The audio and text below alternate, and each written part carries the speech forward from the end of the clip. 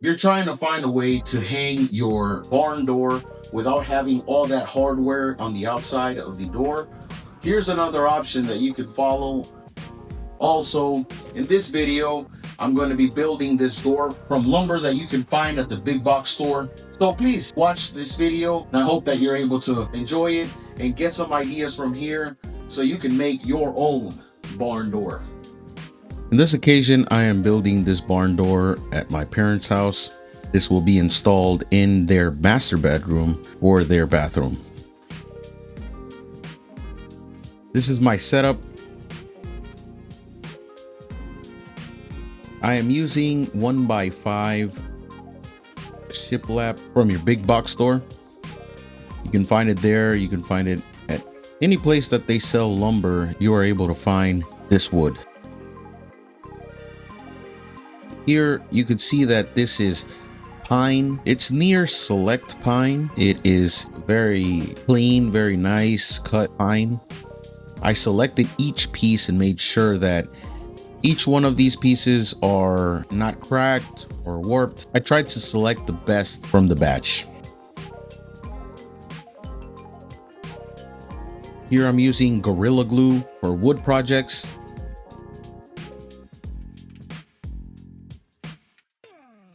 I'm trying to fill the tongue and groove of this shiplap, making sure that I get enough glue in there for the contact and to hold. Now, I'm not using that much or covering that much of the tongue and groove, since I am using screws and leaving the hardware exposed on the face of the back of the door.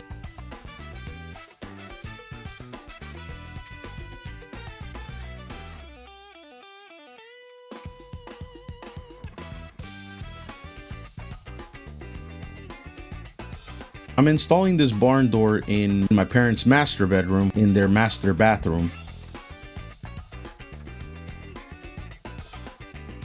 because they do not want to use up too much space in their room like a regular swing door would do.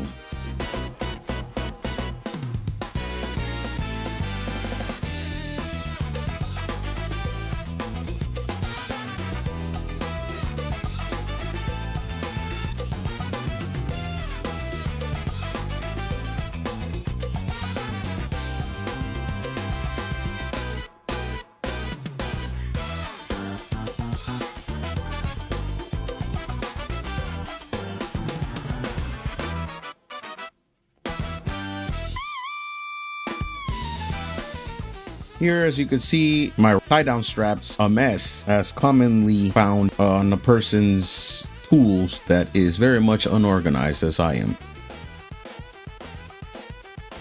Here I'm cutting the cross members that are going to be between the frame. Now, my recommendation in this experience is to make the frame before building the door and using pocket screws.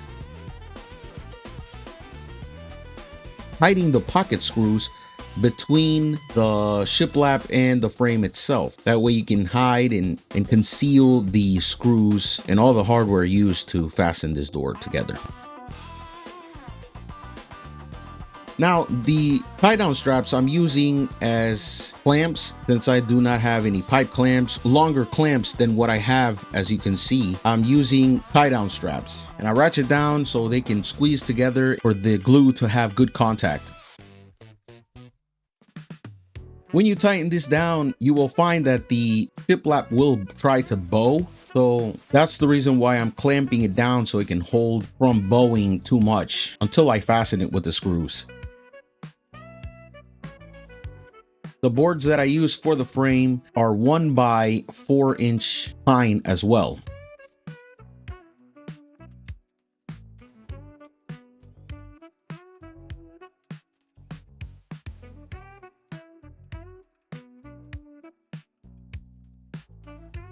I'm trying to glue that onto the shiplap as well, and making sure that it has good contact and as much glue as I can with what I have, since the glue and the screws are going to work together to hold the door.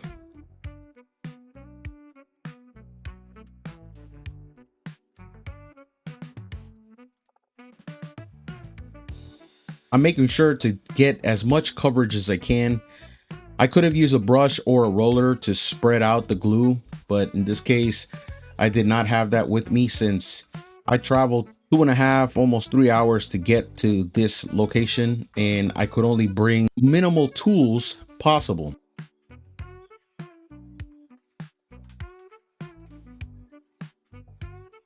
You can do it with any tools that you have on hand. The only complication, or the only where you need a specialty tool, is when it comes to making the bottom track, or when it comes to installing the bottom track.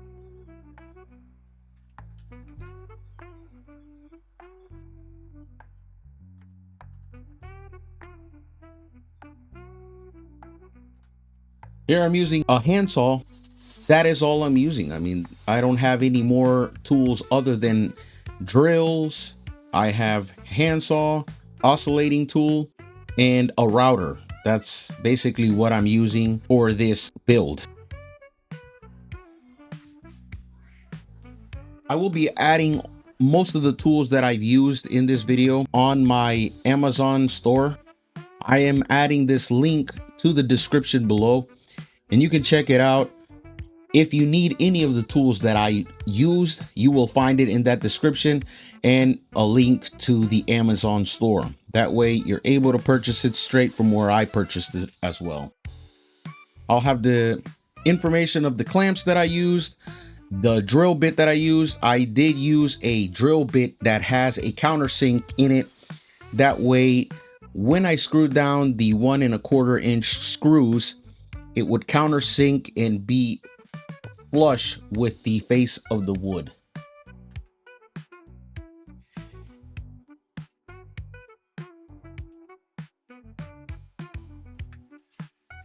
I want to make sure that everything is nice and straight, so everything can look according to the design. Here I am measuring out each shiplap board and making sure that I screw from the edge in 1 inch, or as you will see, I use a shim that is about 1 1/8 wide as a marker to mark each and every screw distance. And the reason why I decided to go ahead and measure is because I wanted to have a uniform look, since I was going to have all that hardware exposed to seem like it was part of the design. That way it had a good look to it as well, without it being everywhere on the door. And while I'm screwing the panels down, or the frame to the panels, I'm making sure that I'm strapping it down, because the straps really bring in the boards together to have each line symmetrical. And once the door is installed, you don't want to see a gap wider than another, because it's very noticeable, especially having it as the face of the door. I'm using a speed square with the level to have a straight edge. I have previously made one of these doors, but with experience, you're able to learn new ways to build these doors. The door that I built didn't have these cross members or a diagonal member on the door. I do appreciate the help of my father. He's always there to assist me in these builds. Even in construction, he likes to always be working. He has to be busy all the time. And he's a very good example of a father and a person in life. So thank you, Dad, for your help, and I appreciate you always there working together with me.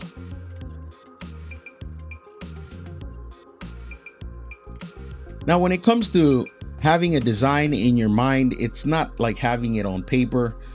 I wish that I could have put this on paper. Maybe I could have done a lot better in building and preparation ahead of time.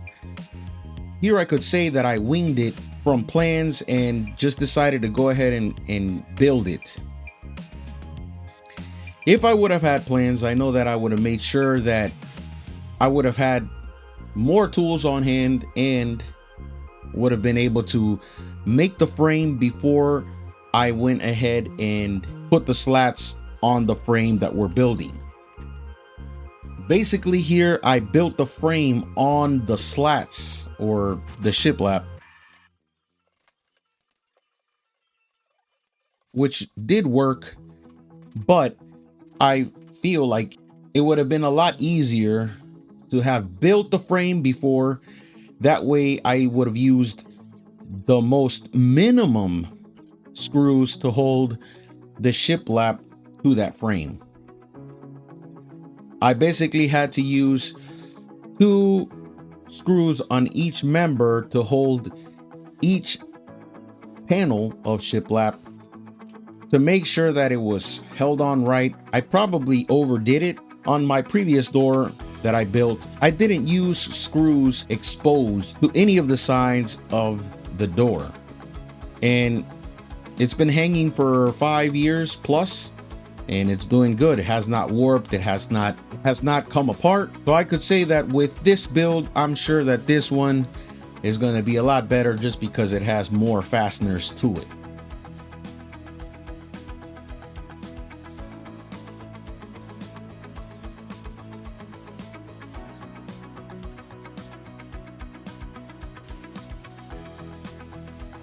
The door was a complete 36.25 wide, which was the same measurement as the passage, including the trim. So I basically wanted to cover the complete trim with the door once it was closed, from top to bottom, from side to side. The top to the bottom measured 84.25, 36.25 inch wide. The passage opening is 30 inches. And it ended up with the door overlap 28 inches wide, which was more than enough to get from the master bedroom into the bathroom. Now, I may be building another one since they do have an individual come out room, which the door actually is a swing door and it hits the baseboard on the inside of the room. So in this case, I may install another build, which I will also make a video of, and maybe this time I'll remember to bring the pocket screw tool to be able to make pocket screws on that frame and build the door with much less hardware.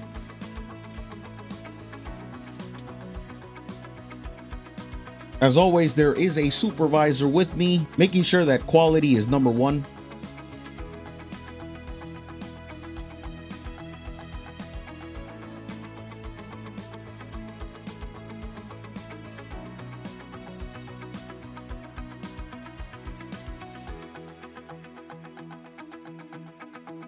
Here I am removing the excess wood, and then I will be cutting it to final length and width.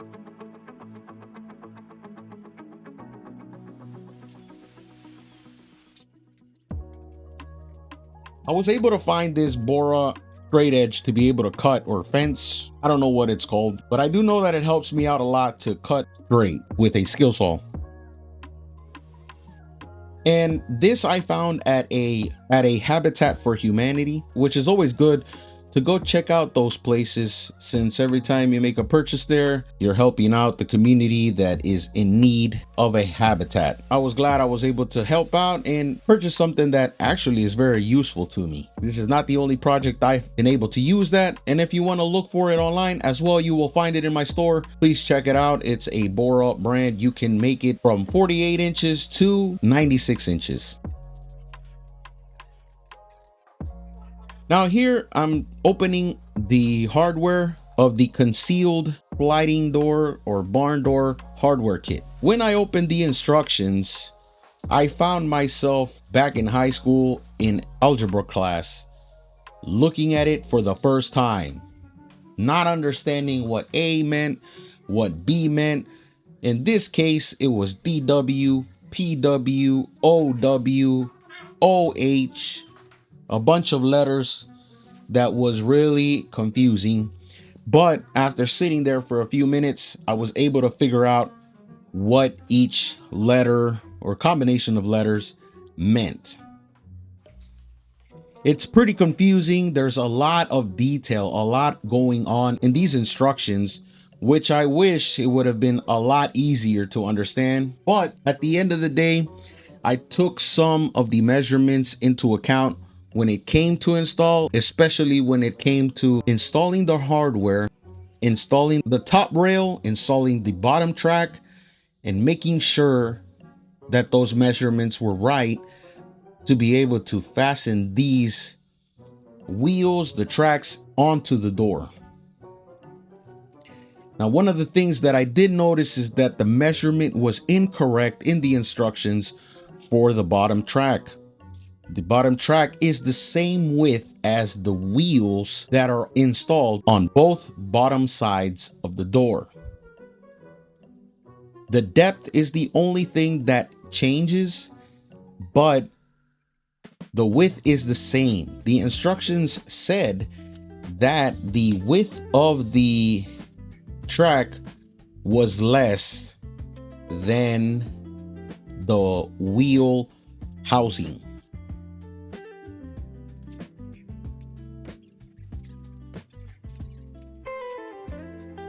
When I was cutting this is where I had to figure out how to do this without having the exact tool necessary, because it does call for specific tools in the instruction manual. It says that there are some millwork machines necessary or wood cutting machines necessary. In this case, I use an oscillating tool and a drill bit to do the most of the work.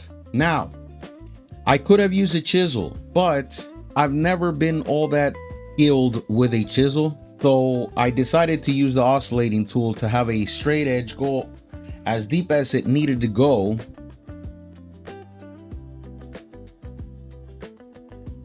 The track goes more shallow than the wheel housing does. The wheel housing goes a lot deeper into the door than the track.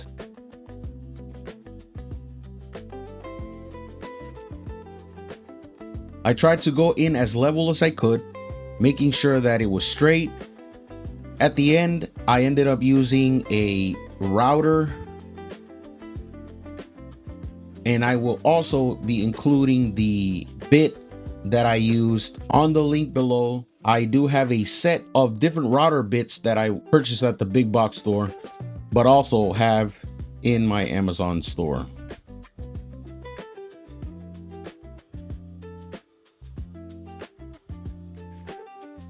I tried to chip out as much wood as I could with the chisel, but ended up using the router to have a much cleaner cut. And you'll see as I am using the router afterwards, I was able to have a much better cut with that.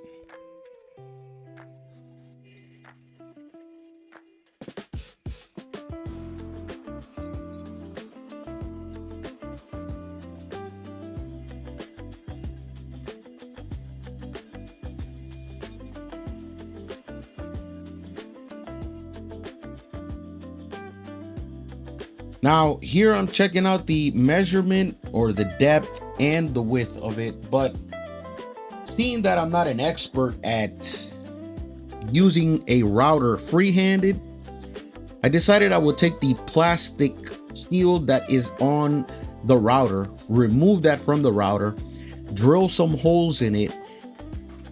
I ended up using scrap wood as a fence to make my job a lot easier when it comes to cutting a straight edge or shaving off a straight edge from the bottom of the door. Now I ended up having to do this like 4 or 5 times and change the measurement between the router bit and the fence, simply because that's when I figured out that the width of that gap needed to be wider, as wide as the wheel housings on the bottom of this door.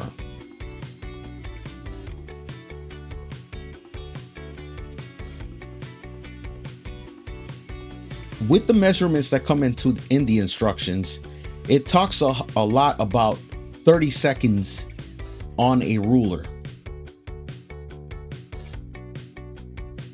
I can be as precise as a 16th, and probably not even, because I'm not an expert at woodwork.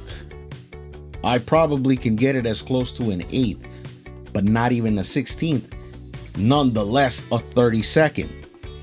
So not even knowing where the 32nd measurement is, I had to have on hand or on my phone a giant 32nd ruler just to make sure where that 32nd was, because it talked about 13 32nds, a 7 32nds, if that even exists, if I can even recall. There was just so many different measurements that included 32nds of an inch. So just to save myself some time from those 32nds, the measurement that I took on for this track probably was wrong, just because I don't have 32nds on my mind. I can't even tell you where a 16th is on a ruler. But for those who do understand math and they're mathematicians and understand rulers better than I do, well, more power to you, and this project would be much easier for you to take on and to do. I am just a beginner and a simple person that takes on DIY projects. So here I'm shaving off another bit, probably another 16th off of each side, just to come find out. After I installed the wheel housings into the bottom of that door on each side, it was the same measurement. So I didn't want to remove them. Ended up shaving off a little bit more from that gap to be able to install the track. Now, I could have left it like that, but once I put that track in and it was very tight and squeezed in, I decided to grab the roller where it keeps track of itself and it doesn't move forward or back. I noticed that it did not fit, so that's the reason why I ended up having to go wider. Now here I am just using a simple sanding block, a sanding sponge, and I did use the planer to remove some of those higher edges, but mostly just sanded it off just to be able to prepare the area for paint.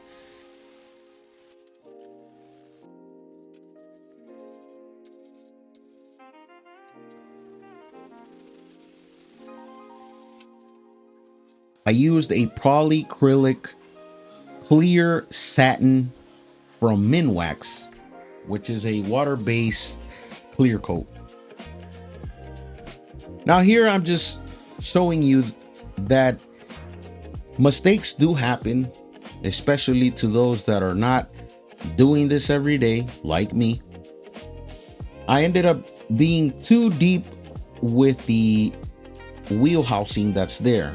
I decided to cut some shims and install those inside where I was going to screw the housing in, and it ended up working really nice.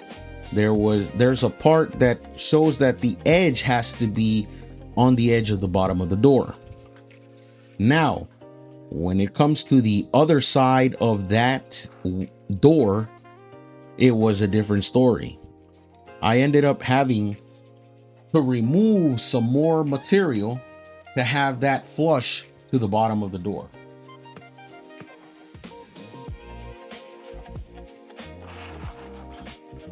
This one ended up being further out, which here I felt a little bit more confident to freehand with the router. But as you can see on that top part, I was overconfident and blew off a piece of the face of that door. Not my proudest moment, but I decided I would leave it like that. It's at the bottom of the door. Only somebody that's detailed will come and try to see it, and nobody is going into my parents' room and they're not too detailed. So they say to me, maybe because it's me, they don't want to tell me, hey, that is an imperfection. Please remove that door. So I will try my best for that not to happen on my next project.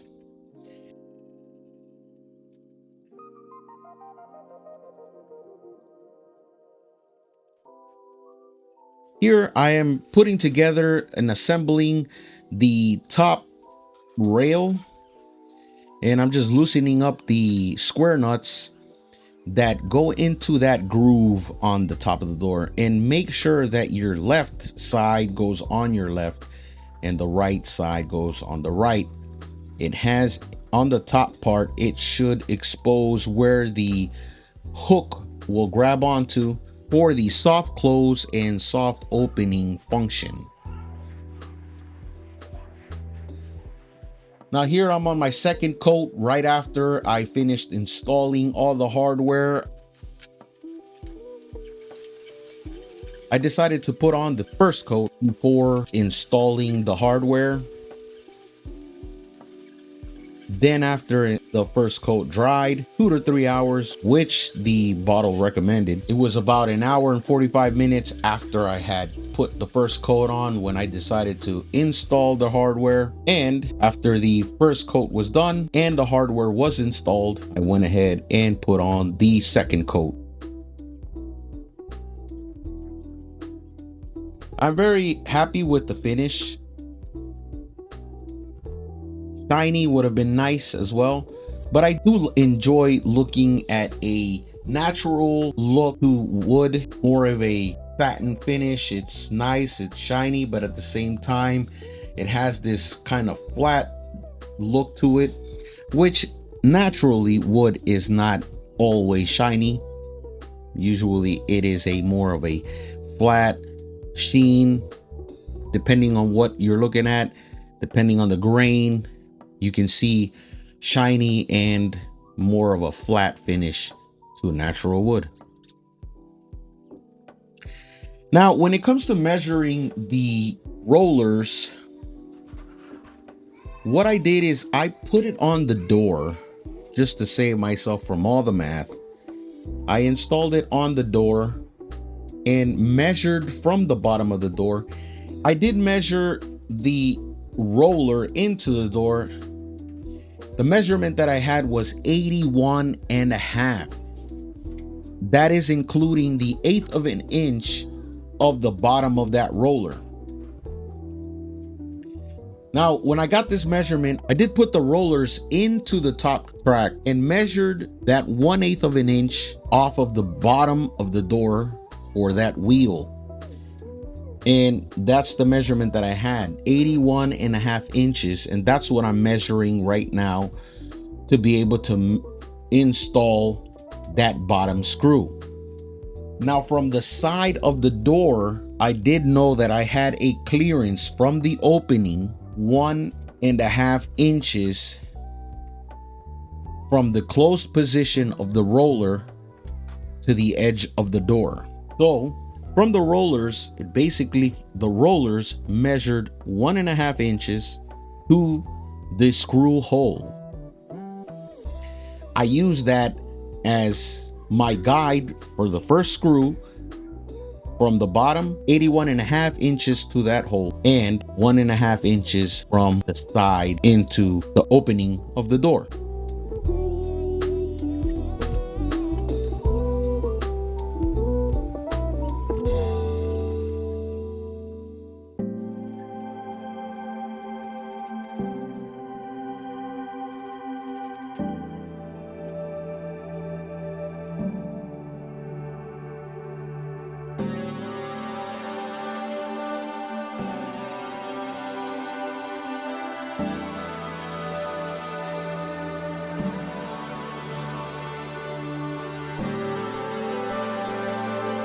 On the bottom track, the width of the wheel housing was 2.1/8 of an inch. This is where I took the edge of the door into the bottom roller that was going into the track.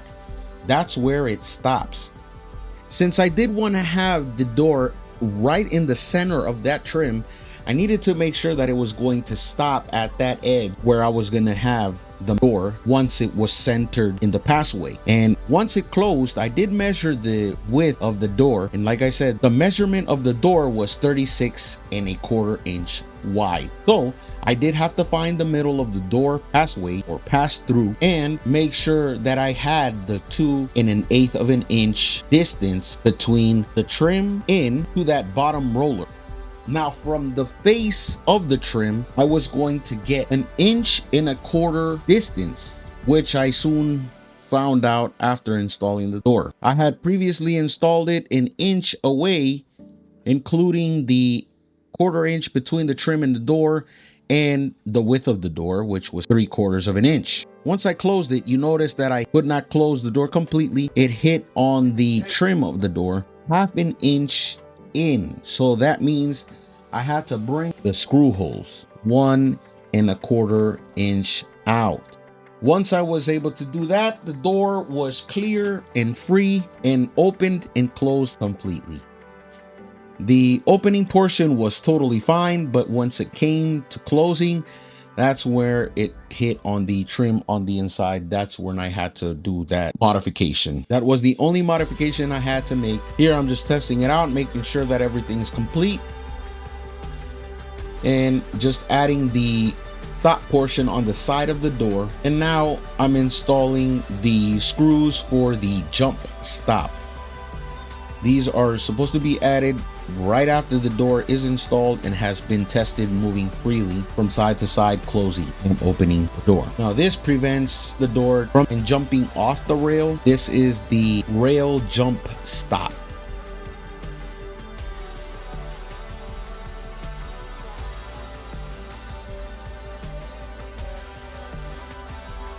Now that I made sure that the door closed and opened freely, I'm installing the handle, making sure that you're able to grab on the handle when opening and closing on the inside. Once the door was closed, I was not able to get a hold of the handle to close it since it went too far into the closed position. Now, as you can see, I have another supervisor here with quality control.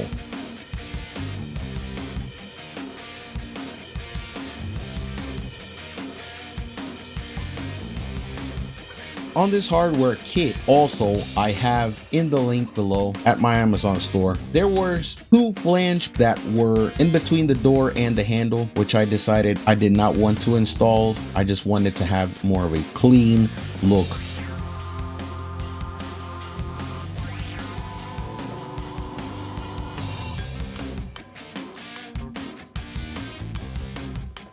Here's the door opening and closing freely with the hardware installed. Very happy with this product. It's an awesome product. It looks so nice. Very beautiful hardware.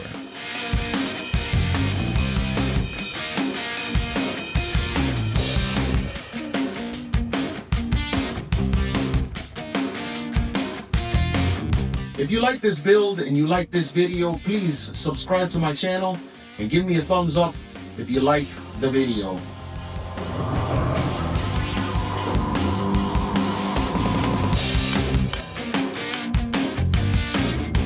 I wish that cleaning was this fast in real life. Very satisfying to watch. Give me a thumbs up, subscribe. If you like my content, go check out my other videos. I have other stuff going on. Check out my channel. Thank you and God bless.